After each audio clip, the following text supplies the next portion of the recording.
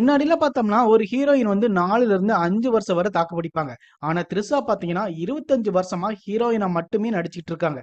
அதுவும் டாப் ஹீரோயினா நடிச்சிட்டு இருக்காங்க.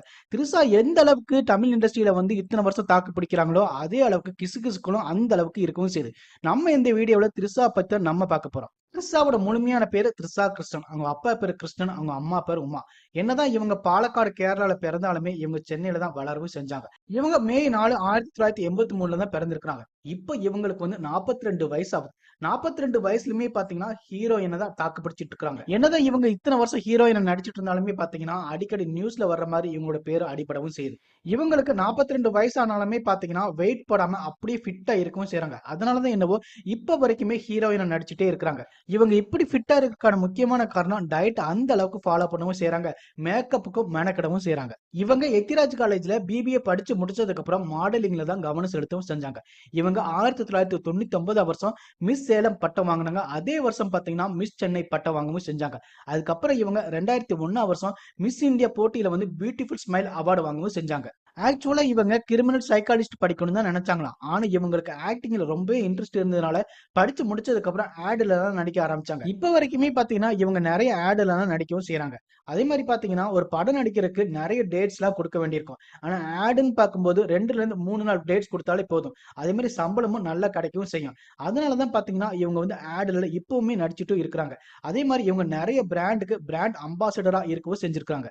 த்ரிஷா நடிச்ச முதல் படம்னு பார்த்தோம்னா ஜோடி படத்துல தான் அவங்க நடிக்கவும் செஞ்சாங்க. இந்த ஜோடி படத்துல சிம்ரனுக்கு ஃப்ரெண்டா 1 2 சீன்ல வரவும் செய்வாங்க.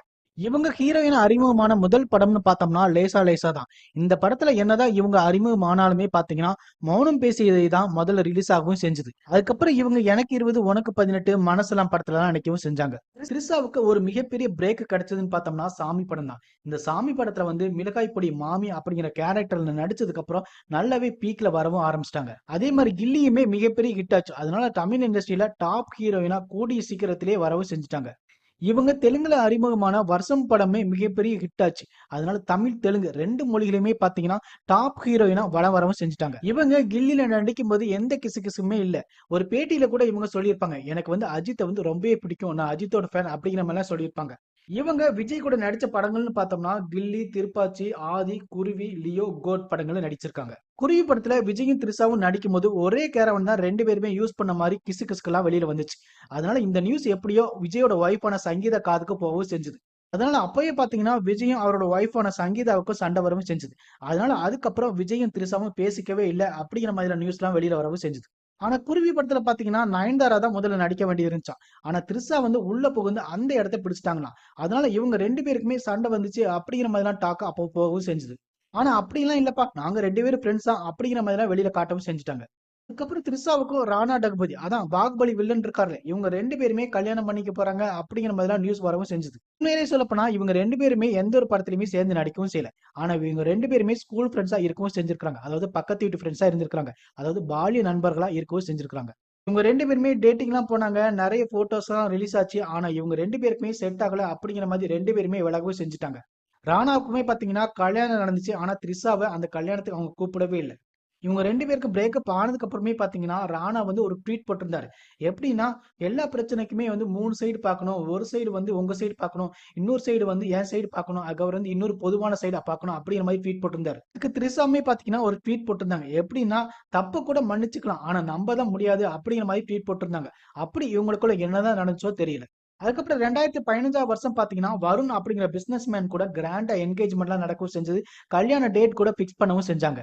ஆனா இவங்களோட கல்யாணம் அப்படி ஸ்டாப் ஆகவும் செஞ்சுட்டு எல்லாருமே சொல்ற மாதிரி கல்யாணம் ஆன பிறகு வந்து த்ரிஷா வந்து நடிக்க கூடாது அப்படிங்கிற மாதிரி வருண் சொன்னதுனாலதான் இந்த கல்யாணம் ஸ்டாப் ஆச்சு அப்படிங்கிற மாதிரி வெளியில வந்துச்சு. ஆனா உண்மையிலேயே சொல்லப்போனா அந்த என்கேஜ்மெண்ட்டுக்கு வந்து தனுஷை வந்து த்ரிஷா இன்வைட் பண்ணதாகவும் அவர் வந்து அப்ப வந்து ஒரு gift கொடுத்ததாகவும் அதனாலதான் கல்யாணமே கேன்சல் பண்ணதாகவும் நியூஸ் வெளியில வரவும் செஞ்சது. அப்படி என்னதான் அவர் gift கொடுத்தாரா தெரியல. இந்த டைம்ல தான் பாத்தீங்கன்னா சுச்சி லீக்ஸ் மூலமா நிறைய போட்டோஸ் வந்து ரிலீஸ் ஆகவும் செஞ்சது. தனுஷ் கூட ரொம்ப நெருக்கமா இருக்கிற போட்டோஸ் எல்லாம் ரிலீஸ் ஆகவும் செஞ்சது. அதே மாதிரி சிம்பு கூட விண்ணை தாண்டி வருவாய் படத்துல நடிக்கும் போதே சிம்புவும் த்ரிஷாவும் லவ் பண்றாங்க அப்படிங்கிற மாதிரி ரூமர்ஸ் எல்லாம் ஸ்ப்ரெட் ஆகவும் செஞ்சது. அதுக்கப்புறம் தெலுங்குல கூட நிறைய ரூமர்ஸ் எல்லாம் ஸ்ப்ரெட் ஆகவும் செஞ்சது. இவங்க வந்து ஜூனியர் என்டிஆர், ரவி தேஜா கூட எல்லாம் டேட்டிங் போறாங்க அப்படிங்கிற மாதிரி எல்லாம் நியூஸ் வரவும் செஞ்சது. அதுக்கப்புறம் 2025 வருஷம் சண்டிகர் பிசினஸ்மேன் கூட கல்யாணம் பண்ண போறதாவும் ஹனிமூனுக்குலாம் வந்து டேட் ஃபிக்ஸ் பண்ண போறதாவும் த்ரிஷாவே ட்வீட் போட்டிருந்தாங்க. ஆனா அதுக்கப்புறம் என்னாச்சுன்னே தெரியல. அது அப்படியே ஸ்டாப் ஆகவும் செஞ்சுட்டு. இப்ப கொஞ்ச நாளைக்கு முன்னாடி கூட கீர்த்தி சுரேஷ்க்கு கல்யாணம் முடிஞ்சது. அவங்களோட கல்யாணத்தை அட்டன் பண்றதுக்காக விஜயும் த்ரிஷாவும் பிரைவேட் ஜெட்ல கோவா வர போயிருக்காங்கன்னா பாத்துக்கோங்க. அதே மாதிரி கொஞ்ச நாளைக்கு முன்னாடி பாத்தீங்கன்னா த்ரிஷாவோட பர்த்டே அன்னைக்கு விஜய் வந்து நாயை தூக்கி கொஞ்சற மாதிரியும் த்ரிஷா வந்து விஜயவே பார்த்துட்டு இருக்கிற மாதிரியும் போட்டோ எல்லாம் ரிலீஸ் ஆகி ரொம்பவே வைரலாகவும் செஞ்சது. அப்ப அந்த போட்டோ ரிலீஸ் ஆனதுக்கு அப்புறம் பாத்தீங்கன்னா கிசு கிசுக்கெல்லாம் வரவும் செஞ்சது. த்ரிஷா வந்து இப்பவுமே விஜய் லவ் பண்றாங்க அப்படிங்கிற மாதிரி ரூமர்ஸ் எல்லாம் ஸ்ப்ரெட் ஆகவும் செஞ்சது. இந்த மாதிரியான கிசு கிசுக்கெல்லாம் வந்ததுக்கு அப்புறம் தான் பாத்தீங்கன்னா விஜயோட மனைவியான சங்கீதா வந்து கோர்ட்ல வந்து டைவர்ஸ்க்கு அப்ளை பண்ணவும் செஞ்சிருக்காங்க. சங்கீதா டைவர்ஸ்க்கு அப்ளை பண்ணதுக்கு அப்புறம் தான் வந்து கல்பாத்தி சுரேஷோட மகனோட கல்யாணத்துக்கு விஜயும் த்ரிஷாவும் ஒண்ணு போல அந்த கல்யாணத்துல போய் அட்டன் பண்ணவும் செஞ்சிருக்காங்க. அதுவும் ஒரே கலர் ட்ரெஸ்ல. அநேகமா விஜயோட கட்சியிலே த்ரிஷா சீக்கிரமே சேர்ந்துருவாங்க போல தெரியுது. இந்த வீடியோ உங்களுக்கு பிடிச்சிருந்ததுன்னா உங்களோட கருத்துக்களை வந்து கமெண்ட் பாக்ஸ்ல கமெண்ட் பண்ணுங்க.